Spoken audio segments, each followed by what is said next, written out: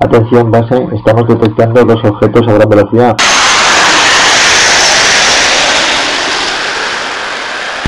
Parece que se dirigen... ¡Oh cielos! Sí, se dirigen a la Tierra. Están entrando ya en... Un momento, nos envían un mensaje. ¿Qué es esto? No entiendo nada. Están entrando en Viveiro. Vaya, otra vez ese mensaje. ¿Qué significa? Cielos, están entrando en Depidel. Sí, han entrado en Depidel Viveiro. Vaya, Cavi, ¿pero qué es eso? Permíteme presentarte los dos nuevos tratamientos que realizaremos en Depidel Viveiro. Cavita 2.0 y Cavita 5.0.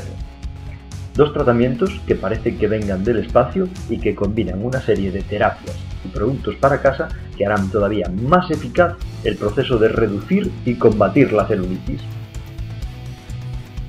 Ya sé que te estarás preguntando, ¿más eficaces aún de lo que ya estaban haciendo durante estos 2 años? Imposible.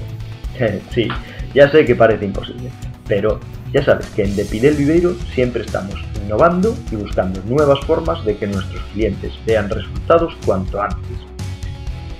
¿Y cómo digo que se llaman esos dos nuevos tratamientos? Cavita 2.0 y Cavita 5.0. ¿Quieres saber por qué?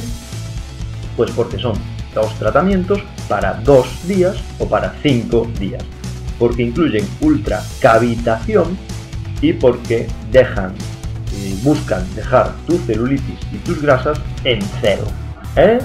No me dirás que no hemos sido ingeniosos con el nombre. Bueno, lo realmente importante es que estamos seguros que Cavita 2.0 y Cavita 5.0 van a dar mucho de qué hablar por los grandes resultados que ofrecen. ¿Te gustaría conocer un poco más en profundidad de qué se tratan? ¿Sí? Pues mañana te cuento más sobre Cavita 2.0 y Cavita 5.0.